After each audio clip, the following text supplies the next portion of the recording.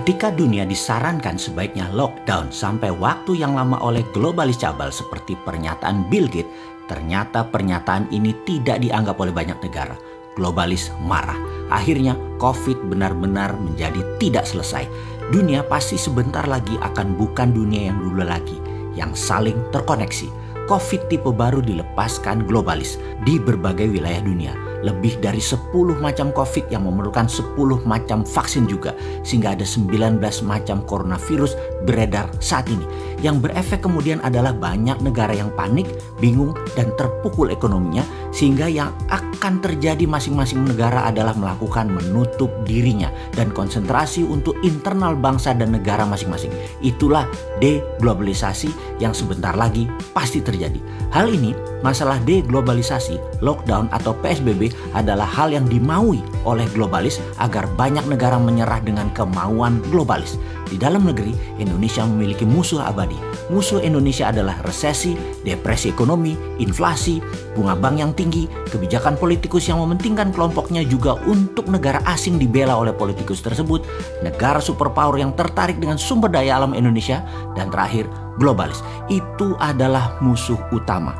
Untuk itu, Indonesia harus berstrategi. Sementara dunia akhirnya meyakini bahwa COVID akan bersama manusia dalam waktu yang cukup lama, bahkan hingga 5 tahun ke depan atau 10 tahun ke depan akan masih ada. Lalu apa yang terjadi di dunia sebentar lagi? Vietnam dan Thailand yang kelebihan beras mulai menyimpan cadangan berasnya untuk kebutuhan mereka sendiri. Rusia, penghasil gandum untuk Eropa dan Timur Tengah, mulai memikirkan untuk kebutuhan nasionalnya. Amerika pun mulai menyetok minyak bumi dari Timur Tengah. Cadangan pangan Cina dan cadangan energi Tiongkok sedang dikuras oleh Amerika. Karena pandemi ini, seluruh negara dunia menjadi egois, memikirkan bangsa dan negaranya sendiri. Ekspor-impor antar negara berkurang. Efek global seakan menunggu genderang perang meletus yang memang diadu oleh globalis. Saat ini Hong Kong tegang, Myanmar tegang, Taiwan tegang, Korea Selatan tegang, Jepang tegang. Bahkan Amerika masih tegang di dalam negerinya, juga Tiongkok tegang. Semua negara seakan siap perang. Tiongkok bahkan di sisi timurnya berkumpul semua kekuatan arsenal persenjataannya secara masif sudah tertata. Batu bara dari Indonesia dan Australia ke arah Tiongkok sepertinya akan ditahan di Laut Cina Selatan oleh armada ke-7 Amerika, dan ini akan menimbulkan tekanan kuat ke Tiongkok yang tidak punya suplai energi. Listrik bisa padam di Tiongkok sebentar lagi. Alat komunikasi bisa mati di Tiongkok sebentar lagi. Armada kelima di Timur Tengah milik Amerika terus mengganggu memperlambat kapal bahan bakar minyak ke Tiongkok. Armada 7 Amerika di Laut Cina Selatan mengontrol Vietnam, Thailand, dan negara ASEAN dilarang menyuplai ke Tiongkok untuk pangan. Tiongkok pasti murka. Lalu bagaimana sikap Indonesia? Di tengah pandemi corona yang berkecamuk perang globalis versus nasionalis Amerika, sesungguhnya posisi Indonesia tidak mendukung globalis maupun tidak mendukung nasionalis Amerika. Namun masalah Indonesia adalah terlalu mengandalkan asing IMF, World Bank, serta mitra dagang investasi ambil negara Tiongkok. Sesungguhnya kalau jadi perang berkepanjangan antara Amerika dan Tiongkok, maka inilah kesempatan emas membangun Indonesia tanpa globalis, tanpa asing, tanpa asing. Namun sayang, yang terjadi di Indonesia ada sebagian kecil pejabat, ada oligarki, ada kelompok masyarakat bayaran, ada yang tidak tahu apa-apa namun sudah tertanam kebencian mendalam akan kelompok tertentu, putra bangsa tertentu, dan terus saja saling serang, saling jelek-jelekan, dan selalu Indonesia gaduh saat ini. Sosial media mengambil peran besar mengendalikan doktrin maupun hasutan. Bangsa Indonesia mulai dari pejabatnya, penguasanya, pengusahanya, sampai rakyat terbawah tidak sadar memakan propaganda dari globalis.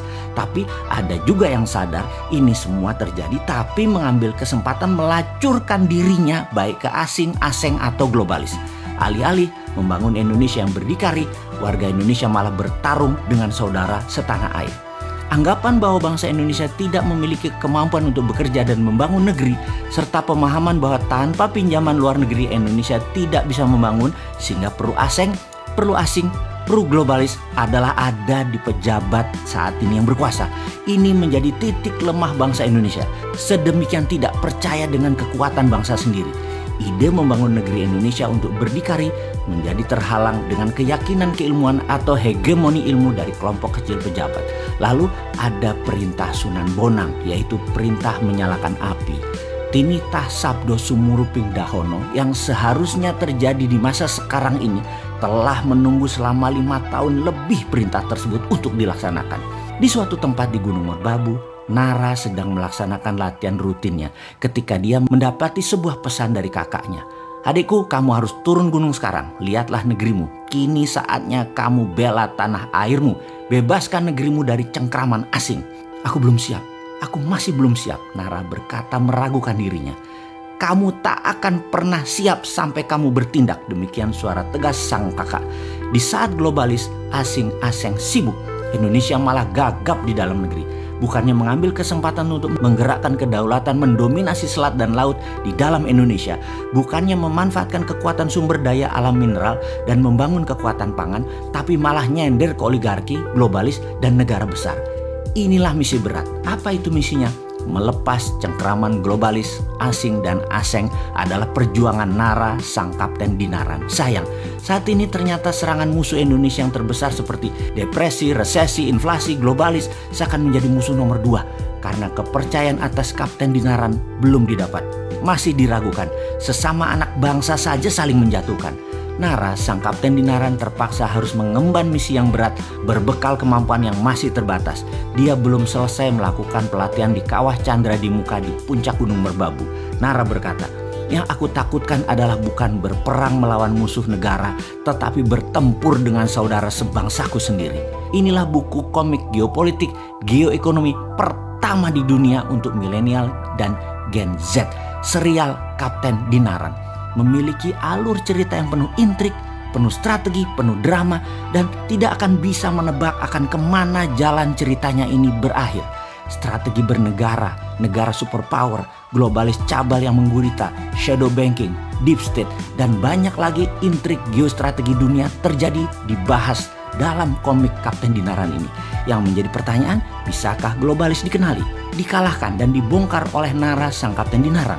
Atau Nara akan gagal kemudian menjadi pecundang, atau kelompok lain mengalahkan Kapten Dinaran sebelum dia bergerak melakukan sesuatu? Jawabnya, semuanya mungkin. Semuanya bermain dan seru dan semuanya penuh keterkejutan. Selamat menikmati komik Kapten Dinaran.